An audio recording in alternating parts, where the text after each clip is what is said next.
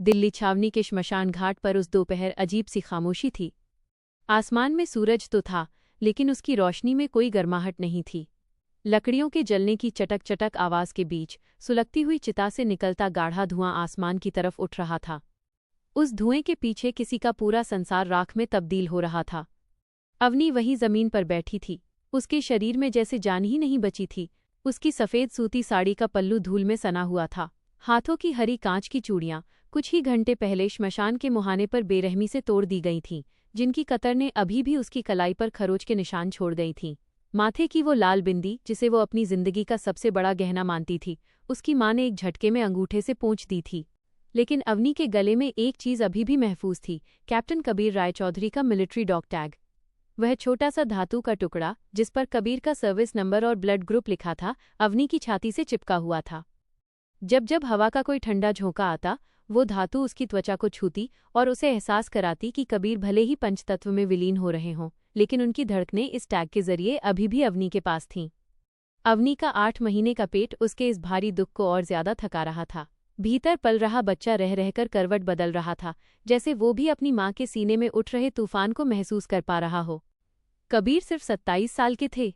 भारतीय सेना की पैरा कमांडो यूनिट के एक जांबाज अफसर, जिन्होंने 3 दिन पहले भारत चीन सीमा पर एक बर्फीली चोटी पर घुसपैठियों के खिलाफ लड़ते हुए अपने प्राण न्यौछावर कर दिए थे। उन्होंने अपनी टीम के 6 जवानों को सुरक्षित बाहर निकाला, लेकिन खुद एक स्नाइपर की गोली का शिकार हो गए। जब कबीर का तिरंगे में लिपटा पार्थिव शरीर घर पहुंचा था, तो पूरी कॉलोनी में भारत माता की जय के नारे गूंज रहे थे। सेना के बड़े बड़े अधिकारी आए थे, तोपों की सलामी दी गई थी।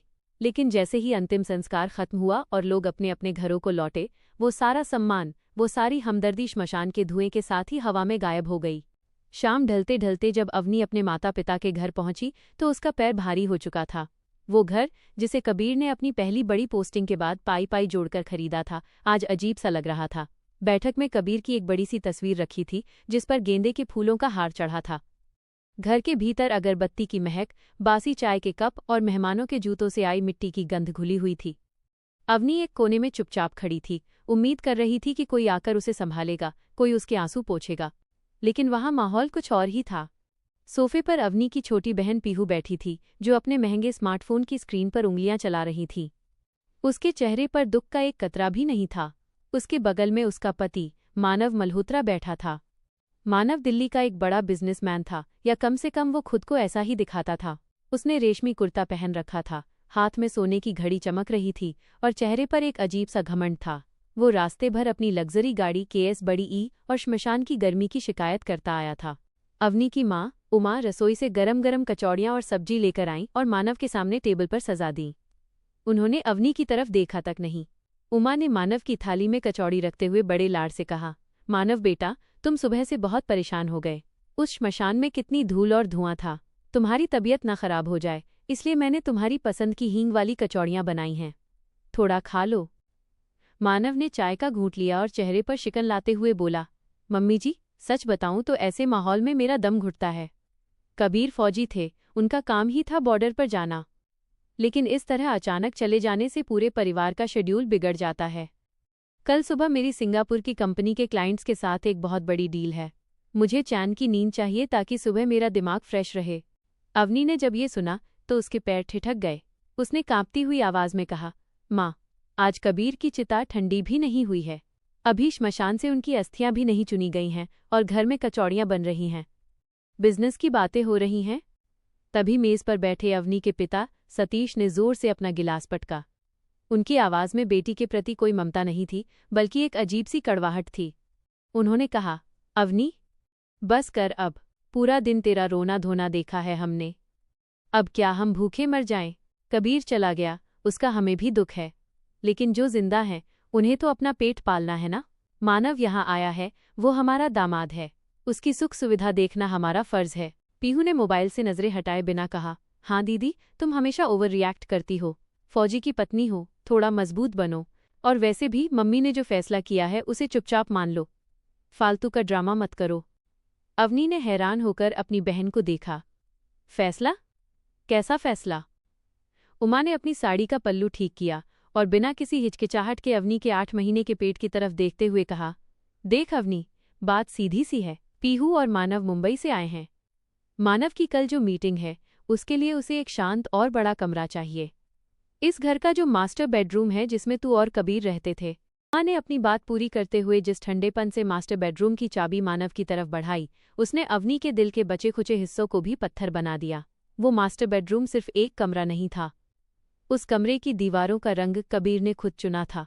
उस कमरे के कोने में एक छोटी सी लकड़ी की नक्काशीदार अलमारी थी, जिसे कबीर ने कश्मीर से लौटते वक्त अवनी के लिए सरप्राइज के तौर पर मंगवाया था। उस कमरे की खिड़की से बाहर लगा गुलमोहर का पेड़ कबीर ने खुद रोपा था, ये कहते हुए कि जब हमारा बच्चा बड़ा होगा तो वो इस पेड़ की छांव में खेलेगा। आज उसी पवित्र कमरे को एक ऐसे इंसान के हवाले किया जा रहा था जिसने कभी कबीर की शहादत का सम्मान तक नहीं किया। मानव ने बड़ी बेशर्मी से चाबी उठाई, उसे अपनी उंगली पर नचाया और जेब में रखते हुए बोला, थैंक यू मम्मी जी। वैसे भी इस घर में यही एक कमरा रहने लायक है, बाकी सब तो बस काम चलाऊ है। पीहू, चलो सामान ऊपर रखवाते हैं, वैसे भी मुझे सुबह की फ्लाइट पकड़नी है। पीहू मुस्कुराते हुए उठी और अपने महंगे बैग समेटने लगी। उसने अवनी के पास से गुजरते हुए एक बार भी उसकी तरफ नहीं देखा, जैसे उसकी सगी बहन उसके लिए कोई अजनबी या कोई नौकरानी हो। सतीश अपनी कचौड़ी चबाते हुए टीवी का रिमोट ढूंढने लगे, जैसे उनके जीवन की सबसे बड़ी समस्या इस वक्त यही थी कि न्यूज़ चैनल पर क्या चल रहा है। अवनी ने अपने कांपते हुए हाथों से अपने 8 महीने के पेट को दोनों तरफ से थामा। भीतर बच्चे ने एक तीखी हलचल की, जैसे वो अपनी माँ को ढाढ़स बंधा रहा हो। अवनी ने अपनी आंखों के कोनों में आए आंसू को सूखने दिया। उसने खुद से कहा, कबीर ने मुझसे कहा था कि राय चौधरी खानदान की बहू कभी किसी के आगे सिर नहीं झुकाती। अगर ये लोग मुझे इस घर के गैरेज में भेजना चाहते हैं तो मैं जाऊंगी, लेकिन ये इनकी जीत नहीं, इनके अंत की शुरुआत है। अवनी बिना कुछ और कहे भारी कदमों से सीढ़ियों की तरफ बढ़ी। ऊपर पहुंचकर उसने अपने कमरे का दरवाज़ा खोला। कमरे के भीतर अभी भी कबीर की मौजूदगी का एहसास था। उनकी कुछ किताबें मेज़ पर वैसी ही रखी थीं। कबीर की एक पुरानी मिलिट्री जैकेट कुर्सी की पीठ पर टंगी थी। अवनी ने उस जैकेट को उठाया और अपने चेहरे से लगा लिया। उसमें से अभी भी कबीर के इस्तेमाल किए जाने वाले आफ्टरशेव और बारूद की हल्की सी गंध आ रही थी, जो हर पैरा कमांडो की पहचान होती है। उसने अलमारी से एक छोटा सा सूटकेस निकाला। उसने कबीर के कुछ ज़रूरी कागजात, उनकी कुछ पुरानी डायरियां और वो मिलिट्री लैपटॉप निकाला जिसे कबीर ने हमेशा अपनी जान से ज़्यादा संभाल कर रखा था। इसके बाद उसने अलमारी के सबसे निचले हिस्से में बने गुप्त लॉकर को खोला। वहाँ एक बेहद भारी काले रंग का लेदर फोल्डर रखा था। इस फोल्डर पर ऑपरेशन चक्रव्यूह लिखा था। कबीर ने अपनी आखिरी छुट्टी पर आते वक्त अवनी से कहा था, अनु, अगर बॉर्डर पर मुझे कुछ हो जाए तो इस फाइल को कभी किसी आम पुलिस या राजनेता के हाथ मत लगने देना। यह सीधे सेना मुख्यालय के खुफिया विंग के पास जानी चाहिए। इस देश के भीतर कुछ सफ़ेदपोश भेड़िए बैठे हैं जो हमारी सेना की रसद, हमारे हथियारों की मूवमेंट और हमारी चौकियों के गुप्त नक्शे सीमा पार दुश्मनों को बेच रहे हैं। मैं उस नेटवर्क के बहुत करीब पहुंच चुका हूं। अवनी ने उस फाइल को अपने कपड़ों के बीच छुपाकर बैग में रख लिया। उसने लैपटॉप को एक अलग स्लीव में डाला। जैसे ही उसने बैग बंद किया, कमरे का दरवाज़ा धड़ाम से खुला। पीहू हाथ में अपना फ़ोन लिए खड़ी थी। उसने अवनी को देखकर मुंह बिचकाया और कहा, दीदी, अभी तक तुम यहीं हो? मानव नीचे वेट कर रहे हैं। उन्हें चेंज करना है और आराम करना है। तुम अपना ये फालतू का कबाड़ उठाओ और जल्दी बाहर निकलो। और हाँ, अलमारी खाली कर देना, मुझे अपने डिज़ाइनर सूट्स रखने हैं। अवनी ने पीहू की आंखों में देखा। उन आंखों में कभी बचपन की शरारतें हुआ करती थीं, लेकिन आज वहां सिर्फ पैसे का घमंड और अंधा स्वार्थ था। अवनी ने बिना एक शब्द बोले अपना सूटकेस उठाया, लैपटॉप बैग कंधे पर टांगा और कमरे से बाहर निकल आई। नीचे आते समय उमा ने उसे रास्ते में ही रोक लिया। उसने अवनी के हाथ से कबीर की जैकेट छीन ली और उसे सोफे पर फेंकते हुए कहा, ये बदबूदार मिलिट्री का सामान नीचे गैरेज में ले जाओ। यहाँ बैठक में ये सब अच्छा नहीं लगता। और सुनो, सुबह 6 बजे से पहले ऊपर मत आना। मानव बेटा की नींद में खलल नहीं पड़ना चाहिए। अवनी ने सोफे से कबीर की जैकेट उठाई, उसे अपने सीने से लगाया और घर के मुख्य दरवाजे की तरफ बढ़ गई। सतीश ने अखबार पढ़ते हुए एक बार भी सिर उठाकर अपनी गर्भवती बेटी को विदा नहीं किया। जैसे ही अवनी ने आंगन को पार कर गैरेज का भारी लोहे का शटर उठाया, एक तीखी चरचराहट की आवाज़ हुई जिसने रात के सन्नाटे को चीर दिया। भीतर घुप अंधेरा था। धूल, पुराने मोबिल ऑयल, जंग लगे लोहे और सीलन की एक भारी गंध हवा में तैर रही थी। फर्श पूरी तरह कंक्रीट का था, जो दिल्ली की इस नवंबर की ठंड में किसी बर्फ की सिल्ली की तरह ठंडा हो चुका था। कोने में एक पुरानी लोहे की फोल्डिंग खाट पड़ी थी, जिस पर एक पतली सी फटी हुई दरी बिछी थी। अवनी ने शटर नीचे गिराया और अंदर से कुंडी लगा दी। उसने मोबाइल की टॉर्च जलाई और खाट की धूल साफ करके उस पर बैठ गई। जैसे ही वो बैठी, सीलन की ठंडक उसकी सूती साड़ी को पार कर उसके शरीर में चुभने लगी। उसने कबीर की वो मिलिट्री जैकेट अपने ऊपर ओढ़ ली। उस जैकेट की गर्माहट ने जैसे कबीर की बाहों का एहसास करा दिया। दीवार के उस पार, मुख्य घर के भीतर से अभी भी हंसी मजाक की आवाजें आ रही थीं। मानव किसी बात पर जोर से हंसा, फिर पीहू की खिलखिलाहट गूंजी। वे लोग जश्न मना रहे थे कि उन्होंने एक गर्भवती विधवा को उसकी सही जगह दिखा दी है। लेकिन अवनी का दिमाग इस वक्त किसी और ही दिशा में काम कर रहा था। वो एक पैरा कमांडो की पत्नी थी। उसने कबीर के साथ रहते हुए विपरीत परिस्थितियों में शांत रहना सीखा था। उसने अपने बैग से कबीर का वो मिलिट्री ग्रेड लैपटॉप निकाला। ये कंप्यूटर सामान्य लैपटॉप जैसा नहीं था, इसकी बॉडी बुलेट प्रूफ और शॉक प्रूफ थी। अवनी ने सैटेलाइट इंटरनेट डोंगल कनेक्ट किया, जो बिना किसी मोबाइल नेटवर्क के सीधे मिलिट्री सैटेलाइट GSAT-7A से जुड़ जाता था, जिसे सेना विशेष रूप से अपने गुप्त कम्युनिकेशन के लिए इस्तेमाल करती है। लैपटॉप ऑन होते ही स्क्रीन की नीली रोशनी ने गैरेज के उस अंधेरे कोने को जगमगा दिया। अवनी ने अपनी उंगलियां कीबोर्ड पर चलाईं और कबीर का गुप्त एन्क्रिप्शन कोड दर्ज किया। स्क्रीन पर कई फाइलें खुल गईं। अवनी ने जब उन फाइलों को खोलना शुरू किया तो उसके होश उड़ गए। कबीर जिस नेटवर्क की जांच कर रहे थे, उसकी कड़ियां सीधे उसी घर के भीतर बैठे इंसान से जुड़ रही थीं।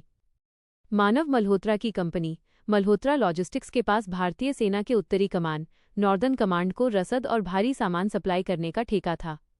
मानव की गाड़ियां बिना किसी गहन चेकिंग के संवेदनशील बॉर्डर इलाकों में जाती थीं। कबीर की जांच रिपोर्ट के मुताबिक मानव की इन्हीं गाड़ियों के गुप्त बंकरों में सेना के खुफिया नक्शे, चौकियों की GPS लोकेशन और जवानों की शिफ्ट बदलने के टाइम टेबल को छुपाकर सीमा पार भेजा जा रहा था। इसके बदले मानव के दुबई और सिंगापुर के खातों में करोड़ों रुपए की संदिग्ध फंडिंग आ रही थी। कबीर ने मानव के सैटेलाइट फोन की कॉल डिटेल्स, उसके बैंक स्टेटमेंट्स और कुछ गुप्त गवाहों के बयान इस लैपटॉप में रिकॉर्ड कर लिए थे।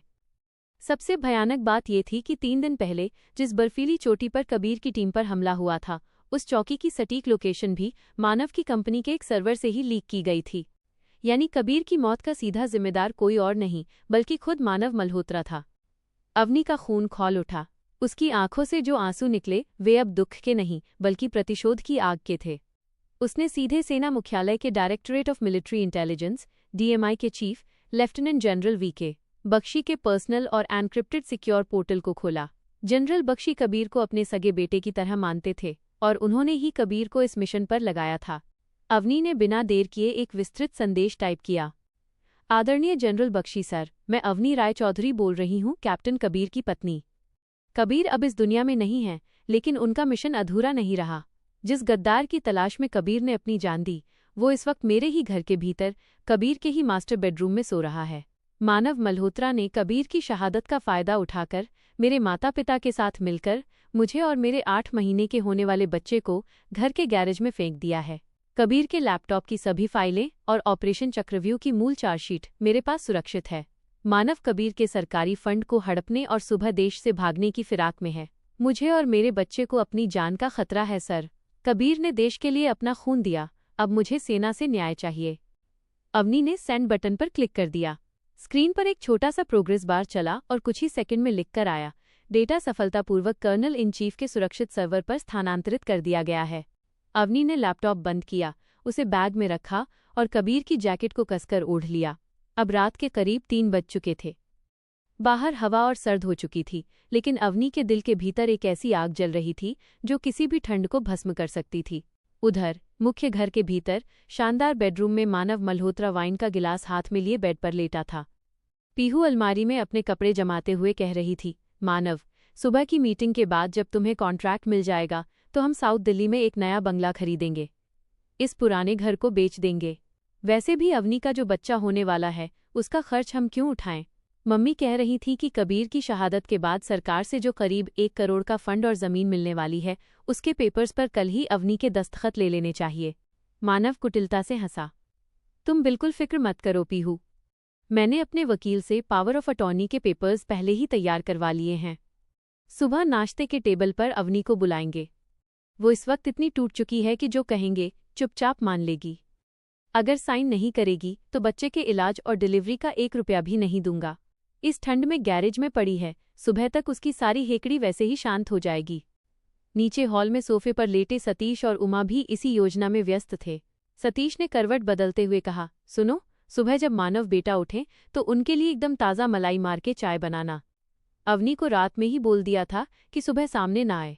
उसका सफ़ेद साड़ी वाला चेहरा देखकर मानव बेटा का मूड खराब हो गया तो करोड़ों की डील हाथ से निकल जाएगी। उमा ने आंखें बंद करते हुए कहा, हाँ, मैंने उसे अच्छे से समझा दिया है। अब कबीर तो रहा नहीं, हमारे बुढ़ापे का सहारा तो मानव ही है। अवनी तो बस एक बोझ है, बच्चा हो जाए तो उसे उसके ससुराल वालों के मत्थे मढ़ देंगे। इन गद्दारों और स्वार्थियों को ये अंदाज़ा भी नहीं था कि दिल्ली छावनी से लगभग 15 किलोमीटर दूर भारतीय सेना के 2 पैरा स्पेशल फोर्सेस के बेस कैंप पर क्या हलचल शुरू हो चुकी थी। जनरल वीके बख्शी रात के 3:30 बजे अपने वॉर रूम में दाखिल हुए थे। उनके चेहरे की सख्त झुर्रियां गुस्से से कांप रही थीं। उनके सामने स्क्रीन पर अवनी का भेजा हुआ संदेश और मानव मल्होत्रा के देशद्रोह के अकाट्य सबूत खुले हुए थे। उनके ठीक बगल में खड़े थे कर्नल रणविजय सिंह, जो कबीर के कमांडिंग ऑफिसर और उनके सबसे करीबी दोस्त थे। जनरल बख्शी ने अपनी भारी, कड़क आवाज में कहा, रणविजय, कबीर सिर्फ हमारी यूनिट का एक बेहतरीन अफसर नहीं था, वह मेरा बच्चा था। उसने सीमा पर देश के गद्दारों का पर्दाफाश करने के लिए अपनी जान दांव पर लगा दी। और आज, जब उसकी चिता की आग भी पूरी तरह ठंडी नहीं हुई है, तो दिल्ली के एक मामूली गद्दार व्यापारी की इतनी हिम्मत कि वो हमारी बहू को, जो 8 महीने की प्रेग्नेंट है, एक गैरेज में सुलाए। यह सिर्फ अवनी का अपमान नहीं है, यह पूरी भारतीय सेना की वर्दी पर कीचड़ उछालने जैसा है। कर्नल रणविजय की मुट्ठियां इतनी जोर से भींच गईं कि उनकी उंगलियों के पोर सफ़ेद पड़ गए। उनकी आंखों में खून उतर आया था। उन्होंने कड़क आवाज में कहा, सर, मुझे सिर्फ आधे घंटे का समय दीजिए। मैं अपनी स्ट्राइक टीम के साथ निकल रहा हूं। कबीर की शहादत का तमाशा बनाने वाले उन कीड़ों को अगर मैंने उनके किए की सज़ा नहीं दी तो मुझे अपनी इस वर्दी पर लानत होगी। जाओ रणविजय, जनरल बख्शी ने आदेश दिया। लेकिन याद रखना, ये कोई साधारण गिरफ्तारी नहीं है। ये एक शहीद की पत्नी को उसका सम्मान वापस दिलाने का मिलिट्री ऑपरेशन है। पूरी सैन्य ताकत के साथ जाओ। दिल्ली की सड़कों को पता चलना चाहिए कि जब किसी फौजी के परिवार पर हाथ डाला जाता है तो सेना किस तरह का तूफान खड़ा करती है। सुबह के ठीक 6 बजे थे। आसमान में कोहरे की एक पतली चादर लिपटी हुई थी। हवा में सुबह की तीखी कैंप कंपी थी। उमा ने उठकर घर का मुख्य दरवाज़ा खोला और आंगन की तरफ देखा। गैरेज का शटर अभी भी गिरा हुआ था। उमा ने बड़बड़ाते हुए कहा, अभी तक सो रही है महारानी, फौजी की पत्नी बनती है और सुबह 6 बजे तक उठकर झाड़ू पोछा भी नहीं किया। मानव बेटा के उठने से पहले चाय कौन बनाएगा? वो गैरेज की तरफ बढ़ने ही वाली थी कि अचानक दूर से एक अजीब सी गूंज सुनाई दी। वो किसी एक गाड़ी की आवाज़ नहीं थी, वो कई भारी इंजनों की एक साथ आने वाली गड़गड़ाहट थी। जमीन में एक धीमा लेकिन स्पष्ट कंपन महसूस होने लगा। उमा के कदम वहीं ठिठक गए। उसने मुख्य फाटक से बाहर सड़क की तरफ देखा। गली के मोड़ पर सबसे पहले सेना की एक काली रंग की ओपन जिप्सी मुड़ी, जिस पर लाल रंग की नंबर प्लेट थी और उस पर सेना का कर्नल स्टार चमक रहा था। उस जिप्सी के ठीक पीछे 3 बड़े मिलिट्री ट्रक शक्तिमान आ रहे थे, जिनके ऊपर हरे रंग का तिरपाल लगा था और उनमें पूरी तरह हथियारों से लैस पैरा कमांडो बैठे थे। उन कमांडो ने बुलेट प्रूफ जैकेट पहन रखी थी, चेहरों पर काले और हरे रंग का कॉम्बैट पेंट लगा था और हाथों में आधुनिक टवोर असॉल्ट राइफलें थीं। उनकी आंखों में एक जानलेवा खामोशी थी। उन ट्रकों के पीछे 2 बख्तरबंद गाड़ियां, आर्मर्ड कॉम्बैट व्हीकल्स थीं, जिनकी भारी चेन और टायरों की गड़गड़ाहट से पूरी कॉलोनी की खिड़कियों के कांच थरथराने लगे। पूरी कॉलोनी के लोग अपने अपनों घरों की खिड़कियों, बालकनियों और छतों पर निकल आए। सबको लगा कि शायद देश में कोई इमरजेंसी लग गई है या इलाके में कोई बहुत बड़ा आतंकी हमला हुआ है। मिलिट्री का ये पूरा खतरनाक काफिला सीधे सतीश के घर के सामने आकर रुका। गाड़ियों के रुकते ही हाइड्रोलिक ब्रेक की एक तीखी आवाज़ गूंजी, जिसने सुबह के सन्नाटे को पूरी तरह चीर दिया। ट्रकों के रुकते ही कमांडो ऐसे नीचे कूदे जैसे आसमान से बिजली गिरी हो। पलक झपकते ही पूरे घर को चारों तरफ से घेर लिया गया। पड़ोस के घरों की छतों पर स्नाइपर्स ने अपनी पोजीशन ले ली और उनकी बंदूकों की लाल लेजर लाइट सीधे सतीश के घर के दरवाजों और खिड़कियों पर टिक गई। पूरी सड़क को दोनों तरफ से मिलिट्री बैरिकेड्स लगाकर ब्लॉक कर दिया गया। गजंग आगे वाली जिप्सी का दरवाज़ा खुला। कर्नल रणविजय सिंह नीचे उतरे। उनके चमकदार काले मिलिट्री बूट्स जब जमीन पर पड़े तो उसकी धमक उमा के कलेजे को कंपा गई। कर्नल रणविजय के चेहरे पर इस वक्त काल का साया था। उनके पीछे सेना के 2 मेजर और 4 मिलिट्री पुलिस की महिला विंग की सिपाही थीं, जिनके हाथों में हथकड़ियां थीं। उमा का गला सूख गया। उसका पूरा शरीर कांपने लगा। वो भागकर अंदर गई और सोफे पर सो रहे सतीश को झकझोर कर उठाया। सुनिए, उठिए, बाहर देखिए क्या हो गया है। पूरी फौज आ गई है। हमारा घर घेर लिया है। सतीश हड़बड़ाकर उठा। उसकी आंखें फटी की फटी रह गईं। शोर सुनकर मास्टर बेडरूम से मानव और पीहू भी नीचे भाग कर आए। मानव ने खिड़की का पर्दा हटाकर बाहर का नजारा देखा तो उसका चेहरा पीला पड़ गया। उसने अपनी जिंदगी में कई बड़े अफसरों और मंत्रियों को पैसे के दम पर अपनी उंगलियों पर नचाया था, लेकिन सेना के इस उग्र और अनुशासित रूप के सामने उसकी सारी हेकड़ी एक सेकंड में गायब हो गई। ये क्या हो रहा है? मिलिट्री यहाँ क्यों आई है? क्या कबीर के किसी सरकारी पेपर का मामला है? सतीश ने हकलाते हुए कहा। मानव ने खुद को संभालते हुए अपनी शर्ट के कॉलर ठीक किए और घमंड भरी आवाज में कहा, डरो मत पापा, मैं मानव मल्होत्रा हूं। दिल्ली के बड़े बड़े पुलिस कमिश्नर मेरे साथ डिनर करते हैं। मैं देखता हूं कौन है ये अफसर जो हमारे घर के बाहर तमाशा कर रहा है। मानव बड़े रौब से मुख्य दरवाजे की तरफ बढ़ा और उसने दरवाज़ा खोला। सामने कर्नल रणविजय सिंह अपनी छड़ी हाथ में लिए खड़े थे। उनकी नज़रें इतनी तीखी थीं कि मानव की रीढ़ में एक सिहरन दौड़ गई। फिर भी अपने अहंकार को समेटते हुए मानव ने कहा, एक्सक्यूज़ मी कर्नल, आपकी हिम्मत कैसे हुई सुबह सुबह मेरे घर को इस तरह घेरने की? आर्मी का ये मतलब नहीं है कि आप किसी भी प्रतिष्ठित बिजनेसमैन के घर पर बंदूकें तान दें। जानते हो मैं कौन हूं? मैं गृह मंत्रालय के सचिव का। इससे पहले कि मानव अपना वाक्य पूरा कर पाता, कर्नल रणविजय ने बिना एक शब्द बोले अपने दाहिने हाथ से एक ऐसा जोरदार थप्पड़ मानव के मुंह पर रसीद किया कि उसकी गूंज पूरे मोहल्ले में सुनाई दी। थप्पड़ इतना शक्तिशाली था कि मानव हवा में लहराता हुआ सीधे बैठक के शीशे के बड़े से सेंटर टेबल पर जा गिरा। शीशा बड़े धमाके के साथ चकनाचूर हो गया। मानव के मुंह और नाक से खून का फव्वारा फूट पड़ा। उसकी महंगी सोने की घड़ी कलाई से टूटकर फर्श पर बिखर गई। वो दर्द से कराहते हुए जमीन पर तड़पने लगा। मानव! पीहू चीख पड़ी और दौड़कर उसके पास गई। सतीश और उमा कोने में ऐसे दुबक गए जैसे अगर वे हिले तो अगली गोली सीधे उनके सीने में उतार दी जाएगी। कर्नल रणविजय ने अपनी भारी कड़क आवाज में कहा, पहली बात ये घर तुम्हारा नहीं है। यह घर इस देश के अमर शहीद कैप्टन कबीर राय चौधरी का है। और दूसरी बात, तुम जैसे गद्दार जो देश के दुश्मनों से पैसे लेकर हमारे फौजी भाइयों की लोकेशन लीक करते हैं, उनकी जगह मेरे बूट्स के नीचे होती है। यह क्या बकवास है? आप बिना किसी वारंट के मुझ पर हाथ नहीं उठा सकते। मानव ने जमीन पर पड़े पड़े खून थूकते हुए चिल्लाया। तभी कर्नल रणविजय के पीछे से आर्मी इंटेलिजेंस के 2 वरिष्ठ अधिकारी अंदर आए। उनके हाथों में कबीर के लैपटॉप से रिकवर किए गए और काली फाइल के सारे पुख्ता दस्तावेज थे। एक अधिकारी ने सतीश और उमा के सामने वो फाइल फेंकते हुए कहा, मानव मल्होत्रा, तुम्हारे खिलाफ देशद्रोह, सेना की खुफिया जानकारी, दुश्मन देश को बेचने और आतंकियों को फंडिंग करने के तहत गैर जमानती वारंट जारी हुआ है। और ये वारंट किसी पुलिस स्टेशन का नहीं बल्कि सीधे सेना मुख्यालय और रक्षा मंत्रालय के विशेष कोर्ट से आया है। ये सुनते ही पीहू के पैरों तले जमीन खिसक गई। सतीश के घुटने जवाब दे गए और वो सोफे पर ढह गया। उमा का पूरा शरीर थरथर कांप रहा था। उसे समझ नहीं आ रहा था कि जो दामाद कल तक उनके लिए सोने का अंडा देने वाली मुर्गी था, वो देश का इतना बड़ा गद्दार कैसे निकला। कर्नल रणविजय ने अपने 2 भारी भरकम कमांडो को इशारा किया, उठाओ इस देशद्रोही कचरे को। कमांडो ने आगे बढ़कर मानव को उसके बालों और शर्ट के कॉलर से पकड़ा और उसे फर्श पर घसीटते हुए बाहर ले जाने लगे, बिल्कुल वैसे ही जैसे किसी मरे हुए जानवर को कबाड़ में फेंका जाता है। मानव चिल्लाता रहा, मुझे छोड़ो, पीहू, पापा, कुछ करो, मेरे वकीलों को फ़ोन लगाओ। लेकिन कमांडो की लोहे जैसी पकड़ के सामने उसकी एक न चली। उसे बाहर खड़ी मिलिट्री वैन के पीछे लोहे के सींगचों वाले केबिन में बेरहमी से ठूस दिया गया। अब कर्नल रणविजय मुड़े। उन्होंने घर के चारों तरफ देखा। कमरा आलीशान था, लेकिन उनकी नज़रें उस शख्स को ढूंढ रही थीं जिसके लिए वे यहाँ आए थे। उन्होंने बेहद सख्त और गंभीर लहजे में सतीश और उमा से पूछा, अवनी कहाँ है? कबीर की पत्नी कहाँ है? सतीश की जबान जैसे तालू से चिपक गई थी। वो कुछ बोल नहीं पा रहा था। उमा ने कांपती हुई उंगली से पीछे के आंगन की तरफ इशारा किया। वो पीछे? पीछे कहाँ? कर्नल रणविजय ने दहाड़ते हुए पूछा, जिससे घर की दीवारें हिल गईं। गैरेज में, पीहू ने रोते हुए धीरे से कहा। गैरेज में? ये शब्द सुनते ही कर्नल रणविजय की आंखों में जो गुस्सा भड़का, उसे देखकर लगा कि वे इस पूरे घर को अभी राख कर देंगे। उनके साथ आए मेजर और महिला सिपाहियों के चेहरों पर भी घृणा और आक्रोश के भाव आ गए। कर्नल रणविजय तुरंत पीछे के आंगन की तरफ बढ़े। उनके भारी मिलिट्री बूट्स की आवाज गैरेज के लोहे के शटर के पास आकर रुका। उन्होंने बड़े सम्मान और धीरे से उस शटर को ऊपर उठाया। भीतर सुबह की हल्की रोशनी रोशनदान से आ रही थी।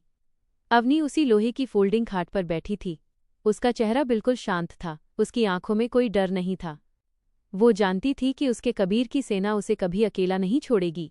उसके हाथ में अभी भी कबीर का लैपटॉप था और गोद में वो नीली कंबल। कर्नल रणविजय ने जैसे ही अवनी को उस दयनीय और ठंडी जगह पर देखा, उनकी आंखों में आंसू आ गए। उन्होंने तुरंत अपनी मिलिट्री कैप उतारी, उसे अपने सीने से लगाया और अवनी के सामने बिल्कुल सीधे खड़े होकर एक कड़क और लंबा सैल्यूट ठोका। उनके पीछे खड़े सभी कमांडो, मेजर और महिला सिपाहियों ने भी एक साथ सैल्यूट किया।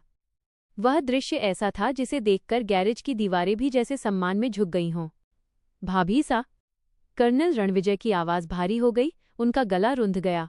हमें माफ़ कर दीजिए, हमें आने में कुछ घंटे की देरी हो गई। कबीर का ये भाई अभी जिंदा है और जब तक पैरा कमांडो की ये यूनिट जिंदा है, आपको किसी गैरेज में रहने की ज़रूरत नहीं है। अवनी धीरे से उठी, उसने अपने पेट पर हाथ रखा और मुस्कुराई। जय हिंद, कर्नल रणविजय।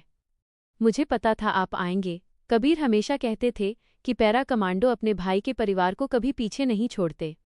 कभी नहीं भाभी सा, रणविजय ने कहा। उन्होंने महिला सिपाहियों को इशारा किया। उन्होंने तुरंत आगे बढ़कर बड़े सम्मान से अवनी को दोनों तरफ से सहारा दिया। एक सिपाही ने अवनी का छोटा सा बैग उठाया और दूसरी ने कबीर का लैपटॉप। जब अवनी गैरेज से बाहर निकलकर मुख्य घर के बैठक में पहुंची तो वहां का नज़ारा पूरी तरह बदल चुका था। सतीश, उमा और पीहू किसी मुजरिम की तरह सिर झुकाए कोने में खड़े थे। बाहर पूरी कॉलोनी के सैकड़ों लोग तमाशा देख रहे थे और मानव मल्होत्रा को सेना की गाड़ी में बंद देखकर थू-थू कर रहे थे। अवनी को देखते ही उमा दौड़कर उसके पैरों में गिर पड़ी। अवनी, मेरी बच्ची, मुझे माफ़ कर दे। मैं तो उस मानव के बहकावे में आ गई थी। मुझे नहीं पता था कि वो इतना बड़ा पापी है। तू मेरी बड़ी बेटी है ना? इन फौज वालों से कह कि हमें छोड़ दें। हम तुझे इसी वक्त मास्टर बेडरूम में रखेंगे। तू जो कहेगी हम वही करेंगे। सतीश ने भी हाथ जोड़ लिए। हाँ बेटी, हमसे बहुत बड़ी भूल हो गई। तू तो हमारे घर की इज्जत है, हमें माफ़ कर दे। अवनी रुकी। उसने अपनी उस माँ को देखा जिसने कल रात उसे 2 कंबलों के साथ इस ठंड में मरने के लिए छोड़ दिया था ताकि उसके अमीर दामाद की नींद खराब ना हो।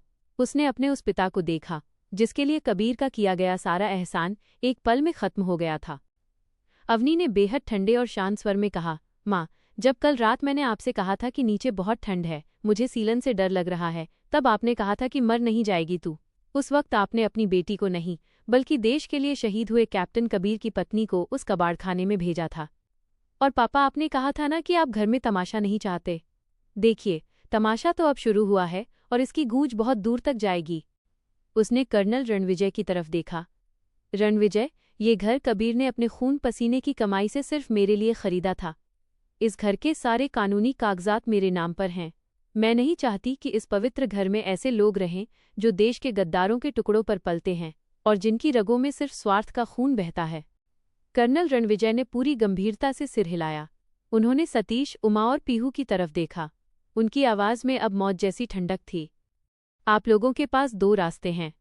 या तो अपने इस दामाद मानव मल्होत्रा की तरह देशद्रोह के सह आरोपी बनकर अभी जेल की चक्की पीसने चलिए, या फिर शरीफों की तरह अगले 5 मिनट के भीतर इस घर से सिर्फ अपने 2 जोड़ी कपड़े लेकर बाहर निकल जाइए। अगर 5 मिनट बाद मुझे इस घर में कोई भी बाहरी इंसान दिखा तो कोर्ट मार्शल के नियमों के तहत मैं यही एक्शन ले लूंगा। सतीश और उमा को समझ आ गया कि अब उनकी कोई भी चालाकी, कोई भी रोना धोना काम नहीं आने वाला। सेना के सामने उनकी हैसियत एक तिनके जैसी भी नहीं थी। वे रोते बिलखते, बदहवास हालत में अपने कुछ कपड़े समेटकर उस घर से बाहर निकल गए जिसे वे हड़पने का सपना देख रहे थे।